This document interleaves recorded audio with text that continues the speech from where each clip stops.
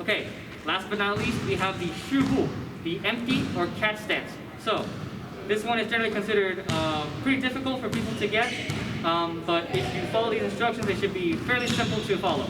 Alright?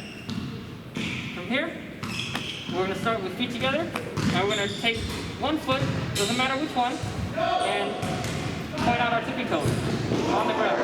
Both legs are straight. I am vertically straight across the back leg. My back foot is flat on the ground, my heel is on the ground. My front foot only has the tippy toes on the ground, and the front foot heel is raised as well. Okay? This is called the bianbu, or point stance. Literally, point stance. Okay? So one more time. When we do the point stance, from here, step number 2, we're going to do a pistol squat on our back leg. And again, as with any natural squat, we want to make this a hip-dominant movement. So we want to hip hinge or fold through our hip and sit our butt behind our heel. Okay? Now, if you can go all the way down to the point where your thigh is parallel, that's perfect for competition standards. But again, if you can't do that, and your knee is maybe a little bit tight or you just don't have the strength, again, that's not absolutely necessary.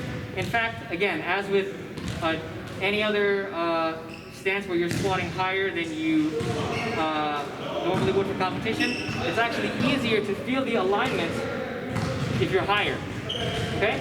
And again, as with any squat, we want to make sure that our knee tracks with our toes, and if anything, that our knee is turned out rather than in. We do not want our knee to misalign with the toes, especially if it's bowing or caving in, resulting in knee valgization. This is one of those movements where, number one, it is conducive to an ACL tear if done abruptly and violently. And number two, by allowing this wiggle room, again, we are shearing the joint. And again, this is not good for the health of the knee. We do not want this. Okay? Honestly, with a pistol squat or any sort of a single leg squat motion, it's very natural for the knee to go over the toes. However, we do not want this to be a knee dominant motion. If we were to have this be a knee dominant motion, our knee would sink down and we're not really engaging our hips at all. And you can tell that my knee is clearly over my toes. And again, this is causing unnecessary pressure, stress, and weight on the knee. And again, it's bad for our knee health. We do not want this. We want to squat behind our heel. Okay? The angle of the squat can either be straight where our hips are square, or at least 45 degrees.